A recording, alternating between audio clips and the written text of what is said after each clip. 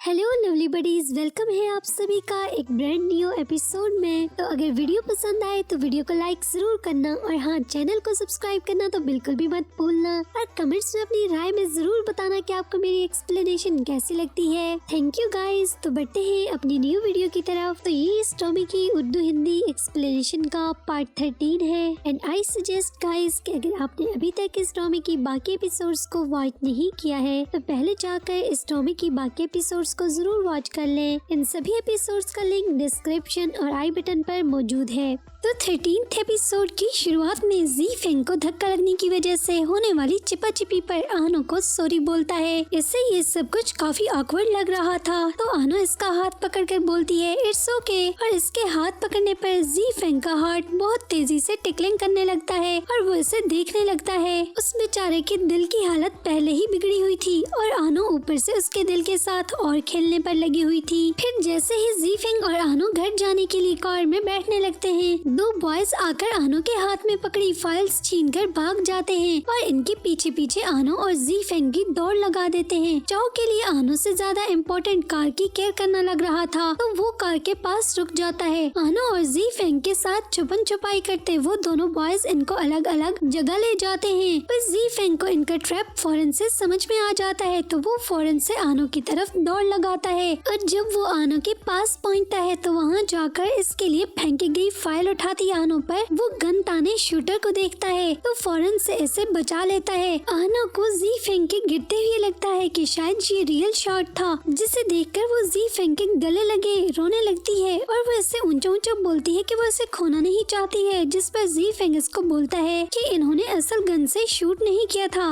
अभी वो चूहे बिल्ली का खेल खेल रहे हैं, ये सिर्फ पेंट गन थी। जी फेंग के आनो को अपने इतने क्लोज देखकर दोबारा से इसकी फीलिंग्स उठ रही थी और अपने फास्ट टिकलिंग करते हार्ट को लेकर वो सोचने लगता है कि इसे दोबारा से आनो के करीब आने से ये क्या हो रहा है। फिर हॉस्पिटल से बाहर निकलकर आनो को लग रहा था कि जी फेंग इनका टारगेट था, बट जी फेंग इससे बताता है कि मैं नहीं, इस बार टारगेट तुम हो क्योंकि कोई तुम्हें मेरे साथ नहीं देखना चाहता है। अभी मुझे ये तो पता नहीं है कि वो कौन है, बट इनका पर्पस साफ हो गया है तो तुम्हें अपना बहुत ज्यादा ख्याल रखना होगा क्योंकि शिंगयान और तुम मेरे दोस्त और भाई हो जिनको मैं कभी हर्ट होते नहीं देख सकता हूँ। तब वहाँ पर गाड़ी लेकर चाओ भी पहुँच जाता है और आनो से पूछते कि इसने चोर को पकड़ लिया शुरू हो जाता है और अपनी आंखें बंद किए लगा होता है कि आनो यार मैं तुम्हें क्या बताऊं, तुम नहीं जानते मैंने कार की केयर करने और तुम्हारे पीछे आने का डिसाइड करने में कितनी स्ट्रगल की। मुझे तो लग रहा था कि मुझे हार्ट अटैक ही आ जाएगा। तो आनो भी इसके ड्रामे को देखते हुए बोलती है कि अपने छोटे से दिल को ज्यादा मुश्किल में मत डाला करो। पर चाओ इसकी बात सुनकर और अपनी साइड क्लियर हो जाने पर इसको थोड़ा साइड पर करके कि चलो अब थोड़ा मक्खन जनरल मैनेजर को भी लगा लेता हूँ और जी फेंग की तारीफ करने लगता है कि हमारे जनरल मैनेजर के एक्शन में आते हुए ये छोटे मोटे चोर भला कहाँ टिक सकते हैं, वो तो तेल लेते नजर आए होंगे। तो जी फेंग को भी अच्छे से पता था कि वो उसको मक्खन लगा रहा है तो इसे कुछ भी कहे बिना फौरन से वापस ऑफिस जाने को बोलता है। पर तभी किसी का टेक्स्ट देखकर चाओ को आनो को ऑफिस ले जाने का बोलता है और आनो को अपने साथ ले जाने से इनकार करते हुए बोलता है कि इससे वहाँ पर अकेले जाना होगा और आनो इसको अपनी केयर करने को बोलकर चाओ के साथ वापस ऑफिस चली जाती है। जी फेंग को जिसने अपने पास मिलने के लिए बुलाया था वो इसका कजन हान शेंग था जो कि इसके सामने बहुत कूल बनने की कोशिश कर रहा था। वो जी फेंग को बोलता है मैंने तुम्हें यहाँ इसलिए बुलाया कि आज जो तुम लोगों पर अटैक हुआ था वो दरअसल मेरे चीले चमचों ने किया था। इनको तुम्हारे साथ आनो के सोन ब्रदर रहने वाली बात और तुम लोगों से फाइट में हार जाने वाली बात पता चलने पर इनको लगा कि इससे मेरी बेइज्जती हुई है तो मुझे बताए बगैर ही छुपकर आनो पर हमला कर दिया और अपने चमचे को वहाँ बुलाकर मारते हुए बोलता है कि इसे अब आइंदा याद रहेगा और जी फेंग से ड्रामा करते हुए सॉरी करता है। पर जी फेंग इसका सारा ड्रामा अच्छे से समझ चुका था। जैसे ही वो इसको अपने चमचे को मारने से रोकता है तो वो जी फेंग को जताता है कि ये इसकी दुनिया है और इसकी जो मर्जी करेगी इसको यहाँ पर कोई नहीं रोक सकता है और जी फेंग का बॉसी स्टाइल इधर काम का नहीं है। असल में वो जी फेंग को अपनी पावर दिखाना चाहता था तो जी फेंग भी इसको बोलता है कि इट्स ओके, तुम्हें क्या लगा कि अगर मैं यहाँ पर अकेला आया हूँ तो बेखबर हूँ इस सब से? बिल्कुल नहीं, बात अगर मुझे हट करने की होती तो भी मैं चुप रह सकता हूँ, पर तुमने गलत जगह पर हाथ मारा है। तुम्हें शायद पता नहीं होगा मगर आनो की तरफ देखने वाले को भी मैं बर्बाद कर दूंगा। और तुम्हें लगा कि डू फैमिली का अंडरवर्ल्ड से नाता खत्म होने पर क्या हम अपनी फैमिली के एक बंदे को भी नहीं बचा पाएंगे? तो तुम गलत फहमी में हो। और वहाँ पर सभी लोगों को चेतावनी देते हुए बोलता है कि सब लोग कान खोल कर सुन ले। आनो को जिस जगह भी हट किया जाएगा और जो भी उसे हट करेगा मैं इस जगह को जलाकर राख कर दूंगा। जी फेंग का सारा इशारा शेंग की तरफ ही था। तो शेंग जब उसे इतने गुस्से में देखता है और सीरियस देखता है तो उसे नॉर्मल करने के लिए बोलता है कि तुम तो इसे यार ज्यादा ही पर्सनल ले गए। आई नो कि तुम्हारे लिए लॉयल्टी कितनी ज्यादा इम्पोर्टेंट है। और जी फेंग भी इसके कान में जाकर बोलता है कि बेहतर है तुम इसे अच्छे से समझ लो, इसे मजाक में या हल्के में मत लेना। तुम्हें याद तो होगा कि मैं एक बार ही बात बोलता हूँ, इसके बाद मैं करके दिखाता हूँ। और वहाँ से चला जाता है। शेंग से मिलने के बाद जी फेंग सीधा शिंगयान के साथ कोर्ट में खेलते हुए इसको याद दिलाता है कि कैसे बचपन में वो दोनों हान शेंग के साथ यहाँ पर रोज खेलने आया करते थे। पर इनमें से किसे मालूम था कि बड़े होकर पावर के लिए वो इनके दोस्त के बजाय दुश्मन ही बन जाएगा।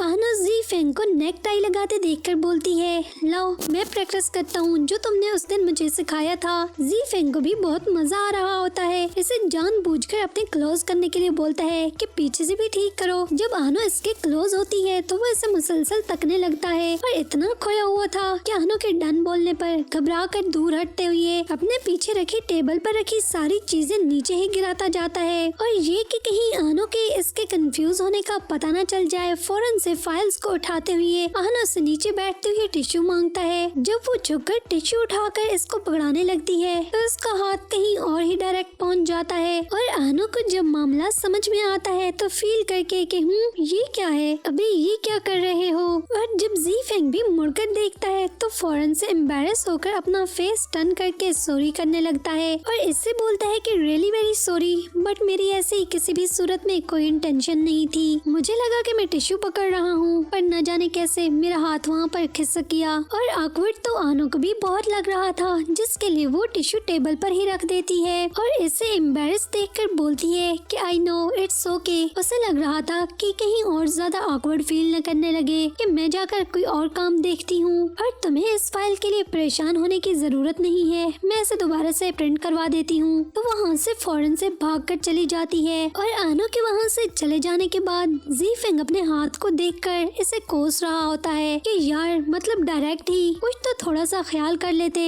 और फिर ऑफिस से ऑफ करने के बाद रात को जी फेंग आनो को इसके घर छोड़ने जाता है और आनो की गाड़ी में ही आंख लग जाती है। और जब वो इसके घर के सामने पहुँचता है और इसे सोता हुआ गाड़ी में देखता है तो आनो को सोते देखकर इसके दिल में कुछ कुछ होने लगता है। और तभी इसे शिंगयान और जीहान की इससे कही गई बातें याद आने लगती हैं कि वो माने या न माने पर इसे आनो से लव हो चुका है। और ये बात याद आते हुए वो फौरन से खुद को बोलता है कि मौका अच्छा है और अपने आसपास कार से बाहर नजर दौड़ाकर कि कहीं कोई उसको देख तो नहीं रहा है और बोलता है कि मौका अच्छा है, वाकई में मुझे चेक कर लेना चाहिए कि क्या मुझे आनो से लव हो गया है या नहीं। और अपने आसपास के सारे सीन को क्लियर होने का बिलीव करने के बाद आनो के लिए अपनी फीलिंग्स चेक करते हुए वो इसके क्लोज हो जाता है। पर आनो के नींद में होने की वजह से हिलने जुलने पर एक बार फिर से पीछे हट जाता है कि कहीं पकड़ा ना जाऊं। पर इसे एक बार फिर से पीसफुली सोते देखकर फिर से ट्राई मारने लगता है और इसे लग रहा होता है कि वो आनो के करीब जा सकता है। और आनो के क्लोज होने की वजह से इसका मन इसको चिपाचिपी करने पर कर रहा है। पर इससे पहले कि वो कुछ और करता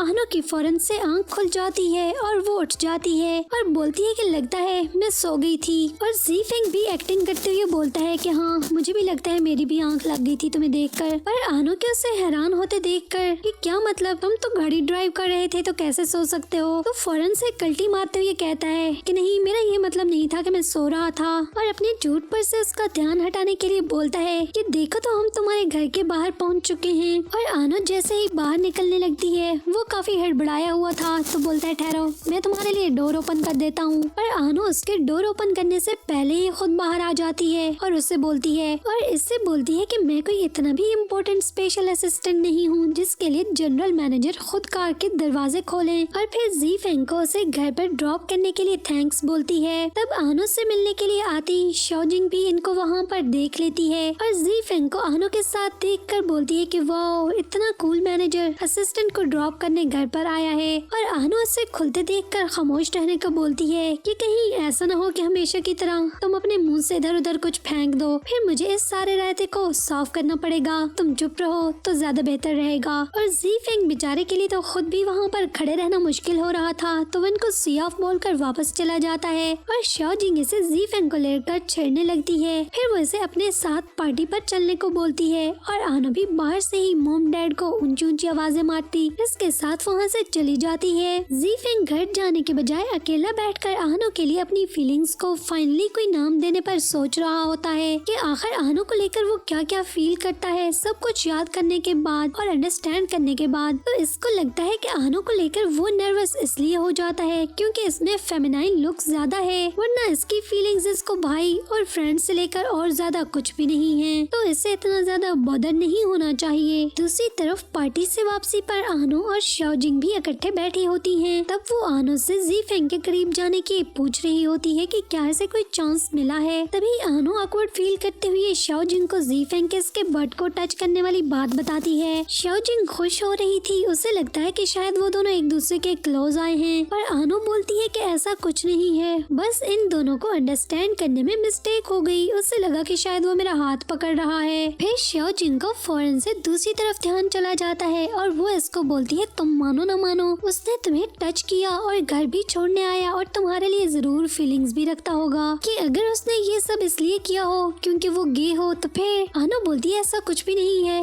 वो मेरे लिए फिक्रमंद था, सिर्फ इसलिए उसने ऐसा किया। तुम भी ना पता नहीं कहां से कहां पर बात को ले जाती हो। आनो अपनी बर्थडे को लेकर वरीड थी कि अगर इससे पहले जी फेंग को इसका सच अचानक से पता चल गया तो वो इसको झूठा समझेगा और न जाने कैसे बिहेव करेगा। वो इस सब से निकलने के लिए शाओ जिंग से आइडियाज मांग रही थी क्योंकि शाओ जिंग के पास काफी आइडियाज होते हैं, पर शाओ जिंग के तो ड्रंक होने की वजह से इसका दिमाग ही नहीं काम कर रहा था। इसके सभी आइडियाज बेकार थे। शिंग यान अंकल नान को अपने साथ लेकर यंग नाना के पास जाता है, पर वो इनसे किसी भी सूरत में बात करने के लिए राजी ही नहीं थी। इसे शिंग यान से तो कोई प्रॉब्लम नहीं थी, पर अंकल नान इससे बर्दाश्त ही नहीं हो रहे थे। वो इनके पास से हटकर दूर जाने लगती है कि चकरा कर गिर जाती है। तब इसके करीब जाते हुए अंकल नान इसके गले में लटके नेकलेस को देखकर चूक जाते हैं और शिंग यान के पूछने पर बोलते हैं कि कुछ नहीं, कुछ भी नहीं। मुझे लगता है कि इसे फौरन से हॉस्पिटल लेकर जाना होगा। और फिर हॉस्पिटल में इसकी हालत संभलने के बाद शिंग यान इसको बहुत समझाने की कोशिश करता है, पर वो कुछ भी सुनने के लिए तैयार ही नहीं थी कि प्लीज तुम इस मामले से दूर रहो। और शिंग यान के इसके पास से हटकर चले जाने के बाद नेकलेस पकड़कर अपनी मॉम से बोलती है कि मॉम मैंने इसको ढूंढ लिया है और आपको दिए गए हर धोखे और दर्द का बदला जरूर लूंगी, देखना।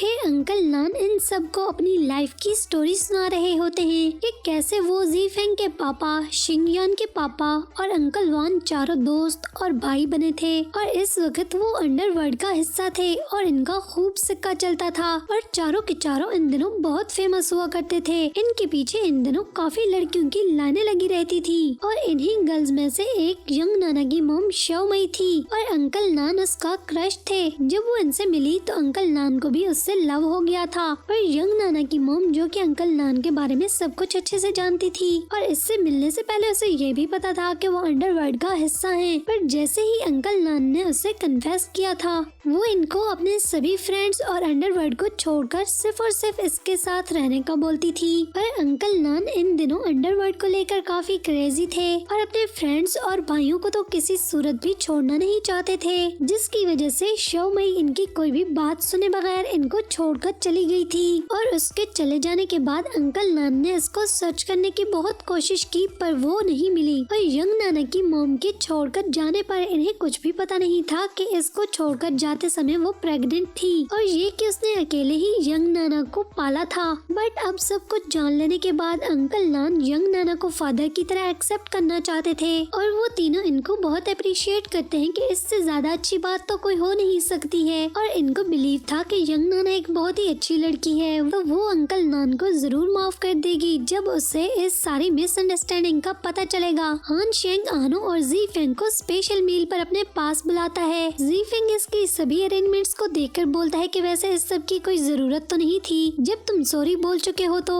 वो बोलता है कि उसने ये सब आनो से पर्सनली सॉरी करने के लिए किया है और आनो से सॉरी करने के बाद बोलता है कि तुम ज़ीफेंग के भाई हो और अब जब मुझे भी माफ कर चुके हो तो अब से हम भी बडीज हैं। और इस सब के लिए अपनी पनिश खुद ही सिलेक्ट करते हुए बोलता है कि मैं 3 गिलास ड्रिंक करूंगा और तीसरा गिलास भरकर आनो के शोल्डर पर हाथ रखकर बोलता है कि इसे चलो मिलकर खत्म करते हैं, ये मेरा तुम्हारे लिए टोस्ट है। आनो और ज़ीफेंग एक दूसरे को देखे जा रहे होते हैं, मतलब कि आनो को इतनी स्ट्रॉन्ग ड्रिंक नहीं करना थी और दूसरी तरफ ज़ीफेंग को इसका आनो को ऐसे फ्रीली छूना अच्छा नहीं लग रहा था, तो वो इसे आनो से दूर करने के लिए फौरन से बोलता है कि आनो को ड्रिंक करने की आदत नहीं है तो इसे चलो मैं खत्म करता हूँ। और लगता था कि शैंग ने भी कमीनगी में पूरी PhD कर रखी थी। बोलता है कि कौन सा मैं आनो को जबरदस्ती कर रहा हूँ, अगर आनो की जगह तुमने ड्रिंक खत्म की तो मुझे लगेगा कि शायद मैंने आनो को फोर्स किया था। तो आनो इस सब को अंडरस्टैंड करते हुए फौरन से इसके हाथ से गिलास लेकर पी लेती है कि कहीं उसको इस पर शक न हो जाए। और ज़ीफेंग भी इसे देखकर इसको कंपनी देने के लिए एक गिलास फौरन से गड़प करके पी जाता है। आनो और ज़ीफेंग की एक दूसरे से क्लोजनेस और केमिस्ट्री को पूरे खाने के दौरान तिरछी तिरछी नजरों से देखे जा रहा होता है। फिर वो आनो को बोलता है कि सुना है तुम बहुत अच्छा फाइट करते हो और मैंने देख भी लिया है, जब तुम इतने जबरदस्त फाइटर हो तो क्यों ना खाने के बाद एक फाइट मेरे साथ हो जाए। आनो भी बोलती है कि ठीक है मैं रेडी हूँ। पर खाना खाते हुए आनो का सूप डालते हुए गरम गरम सूप इसके हाथ पर गिर जाने की वजह से ज़ीफेंग फौरन से इसका हाथ देखते हुए इसे बोलता है कि मुझे लगता है तुम्हें इस पर पानी डालना चाहिए। पर ज़ीफेंग को उसकी केयर करते देखकर शैंग दूसरी तरफ मुस्कुरा रहा होता है। आनो और ज़ीफेंग भी उससे इन पर मुस्कुराते हुए देख लेते हैं, तो आनो फौरन से ज़ीफेंग से अपना हाथ पीछे कर लेती है और यहीं पर 13th एपिसोड का एंड हो जाता है। तो बस थोड़ी सी देरी के बाद फिर मिलेंगे एक और नई वीडियो के साथ।